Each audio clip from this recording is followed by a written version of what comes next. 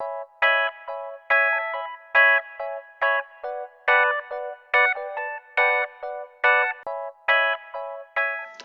guys, and welcome back to another episode of Cartooning Class. It's been another crazy week.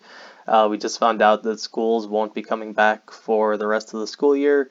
I'm still not sure what's going on with summer camps, but I just want those of you guys that are my current students to know that I miss you guys, and I'm sorry this is working out the way that it is.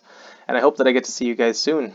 But with that being said, today we're going to get into some cartooning anatomy finally. We're going to start off real basic. We're going to start with just the human head. But eventually, in the next lesson, we'll get into facial features, and in the next lesson after that, we'll get into body design, stuff like that. So just bear with me. But for now, we're going to start off pretty basic. So the first thing I want to talk to you guys about is the difference between shapes and forms. And when we're drawing on a two-dimensional surface, right? There's no depth to the paper. It doesn't hold any volume. It's just one flat surface. So we're trying to create the illusion of depth on the page. We're trying to create a 3D environment on a two-dimensional surface. And the way we do that is by using a variety of techniques to give the illusion of perspective or depth on the page. And there's a bunch of ways to do that, and we're going to go over some of those, but we'll get into more perspective in another lesson, because that's going to be a whole lesson of itself. But for now, we'll focus on shapes and forms. So shapes are basic two-dimensional forms, like circles, triangles, squares, rectangles, that kind of thing. And then forms are three-dimensional, meaning they hold volume. So those are going to be more like spheres, cubes, pyramids, which are also called triangular prisms. Cylinders, cones, that kind of thing, right? So whenever you're drawing a shape, you want to imagine it as a form. If you're drawing a circle, you want to imagine it as a sphere. If you're drawing a square, you want to imagine it as a cube. So just keep that in mind, and keep in mind which shapes match up with which forms. So when you're rotating these different forms in your 3D environment, they're going to change. Either the surface is going to change, or the surfaces, depending on how many planes each object has. So if we're looking at a sphere, that only has one plane. It only has one surface. It's one continuous surface that wraps around the entire object. Whereas with a cube, if you imagine it as like a die that you were going to toss, it has 6 sides, right? So depending on what you're using, as far as your shapes or your forms, you're going to have more or less planes to work with, and they're going to do different things as they move throughout space. And we're going to talk about that a little bit today. So when you're working with a sphere, if you were looking at a sphere with a line drawn vertically and a line drawn horizontally across the surface, and you were looking at it straight on with the center of those two lines directly facing you, they're going to appear flat even on a three-dimensional surface. But as they were to move, so let's say if they were to look, let's say that center were to be moved up and towards the left, the horizontal line is going to curve up with the surface of that convex object, right? So convex means that it bubbles out, and concave means that it bubbles in. So with a sphere, you're dealing with a convex shape. So those lines are going to bend out. They're gonna bend outwards to make the shape appear that those lines are wrapping across the outside of the sphere. So that being said, that center line between the vertical and horizontal line, or sorry, the center point of the horizontal and vertical line is going to be the direction that the sphere is looking. Okay? So if it's looking up and to the left, then the horizontal line is going to curve up, and the vertical line is going to curve to the left. And it'll be more towards that side of the shape. So whichever side of the shape that, sorry, just focusing on spheres, but whichever side of the sphere that the line is closest to, it's going to curve that direction. So it's pretty easy to keep track of that. But we want to keep this in mind for further down the line. So with that in mind, when you're working with cubes, you're going to notice how the planes each side of the cube is going to angle either towards or away from you, the viewer. So they're going to be going towards or away from these imaginary vanishing points that exist on horizon lines. And again, we'll get into all of that in a perspective lesson on itself. But one thing I want to draw your attention to is the direction the planes are going, how they can be asymmetrical from each other, how you're either going to be facing a plane or a line between the planes or a point between the planes. And then also looking at the x's that divide the planes and seeing where the center points of those x's are and how those move depending on how the plane is moving. Just keep all of that in mind, okay? I know it has nothing to do with heads yet, but it's going to be important as we move forward, right?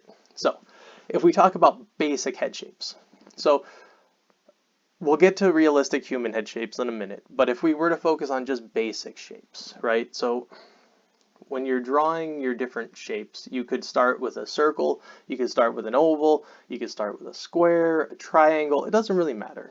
But basic head shapes just have one shape to them. Complex head shapes, we're going to add multiple parts together, and they're really just basic shapes combined upon each other to make more complex shapes. So when you're working with basic head shapes, you want to pick a shape, you want to think about who the character is, different attributes of the character, and how you can represent those with whichever shape you're going to pick, whether it's a basic shape or a complex shape. Remember to think about contrast in your characters. You want to try and create different shapes for different characters that are going to complement each other in a contrasting way. So for more advanced designs, you just want to combine different simple shapes together. If we look at a human skull, you're going to see that it has a top portion, which is like the crown of the skull. It's more like a circle.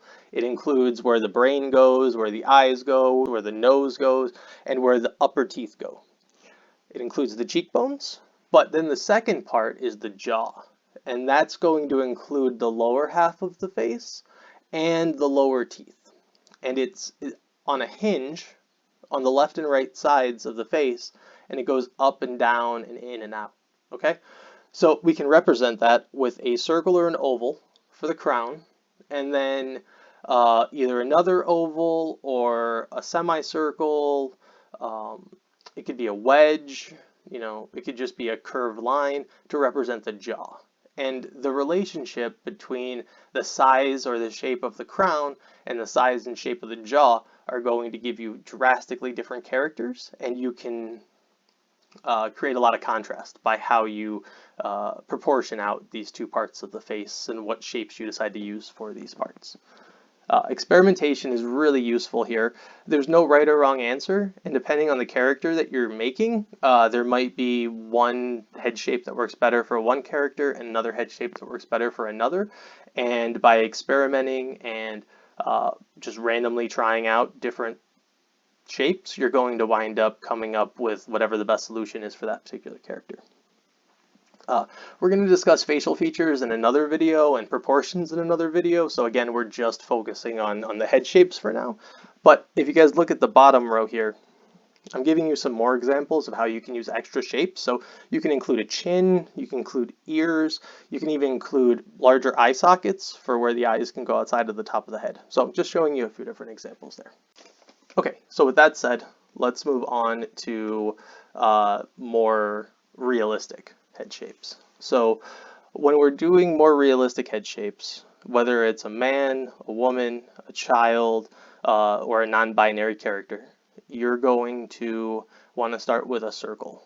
The circle is going to be the crown, the top of the skull, and then we're going to add the wedge shape for the jaw onto that circle. But if you look at the three examples that I'm giving you here of a man, a woman, and a child, typical head shapes, you're going to see that all of them start with a circle, except for the child, it's a little bit more of an oval, right? So let me walk you through each one so you can see what's similar and what's different. So for the man and the woman, they both start with a circle. For the sides of the head, the male head on the left is pinching, sorry, it's not pinching, it's just slanted down, cutting through the sides of the circle at a downward angle that creates a wider top of the head and a thinner bottom, closer to the jawline and the chin. And then the jawline extends down, it creates the center line becomes halfway then between the top of the head and the bottom of the chin. So it becomes two even halves and maybe even a little bit longer on the bottom than the top. If we look at the female head, the center line, the horizontal line, is pinching the sides of the head in. So inside the circle, the sides of the head between where the temples are and where the cheeks are, those are both pinching in towards the eye line. And it creates kind of a heart shape for the bottom part of the face. The jaw is more pointed. It's still rounded, but it's a little more pointed than the male head, which is more of a slanted angular jaw. And then the pinching creates a little bit more of a rounded cheek effect. And then if we look at the child's head, starting with that oval makes the whole thing a little bit wider. The chin's also kept much closer to the bottom of that oval as compared to the bottom of the circle on the previous two heads. There's almost no chin. The jawline carries from the cheek to the other cheek without any real dip for the chin. It pinches in again at the eye line. So inside of the circle, both the top and the bottom halves of the circle both pinch, and then the bottom actually, if you look at it, it kind of extends out just a little bit past the circle as it pinches and then extends back out for the bottom half. And then the neck is much thinner for both the female and the child's head. There's more to it with the facial proportions, but that's a basic example of how you can make the three different types of heads look more realistic in terms of what you're going for. Okay? Next thing I want to talk to you guys about is 3/4 view. So when you're drawing your characters, it's completely normal for most students to draw their characters from the front because that's where all of the visual information is, and that's where all the most interesting stuff to draw is. But if you are having your characters in conversation with each other, or if they're moving around a room, by continuously drawing your characters facing the front, you're going to run into the problem of them never making eye contact with each other as they're in conversation. So what I mean by that is if you have two characters that are both, imagine they're two actors on a stage, and they're both standing at the edge of the stage, and they're both looking out at the audience and having a conversation with each other, but they never actually look at each other. It would be really awkward, right? So that's called breaking the fourth wall. That's when the characters look directly into the camera and talk directly to the audience. And that's a storytelling technique that we'll get into later, but you want to make sure you're only doing that when it's intentional and not doing that all the time, because it's going to be both confusing for your reader and it's going to be awkward for your viewer to look at, right? So when you guys are drawing your characters in conversation, you want to imagine them looking at each other, but the problem is, if we were to have these two characters looking directly at each other, and they're both facing sideways from the camera, we're only going to see half of their heads. And because of that, we're going to lose half of the visual information as far as the emotions and the personality of the character. So the way that we get around that is we split the difference so that it's a 45-degree angle. So if you imagine a 90-degree angle, like the corner of a room, halfway between those two corners of the wall is 45 degrees. So if you imagine one side of the wall or one wall in the corner as being to the side and one wall of the corner being to the front, we're talking about halfway between those two. And that's what creates this 3/4 view, which is what's used 90% of the time for cartoons when characters are in conversation with each other. And the way that we do that is we're taking the center line of the character and we're moving it halfway between the center line and the side of the head. And then we're curving that center line, which is now not centered. We're curving it across the surface of the face just like we did with the spheres. And that's why I was taking time to really develop the idea of the sphere lines moving, because it's the same thing here for this basic head example. So As this imaginary vertical line that divides the head shifts from one side to the other, it's going to create a small side and a big side. And the bigger side is going to be closer to the viewer, and the smaller side is going to be further away. And when you have two characters facing each other, those smaller sides are going to face each other, and the larger sides are going to be on the outside further away from each other. And whenever you have two of something, like you have two eyes, you're going to draw a bigger eye on the bigger side and a smaller eye on the smaller side, because the eye on the bigger side is closer to you and the eye on the smaller side is further away. So we're just giving this illusion of three-dimensionality by making one eye appear larger than the other. And it's really easy to keep track of that because everything on the larger side is going to be larger and everything on the smaller side is going to be smaller. For noses, you're going to center those right on that center line, and they're going to point like arrowheads in the direction the character's looking.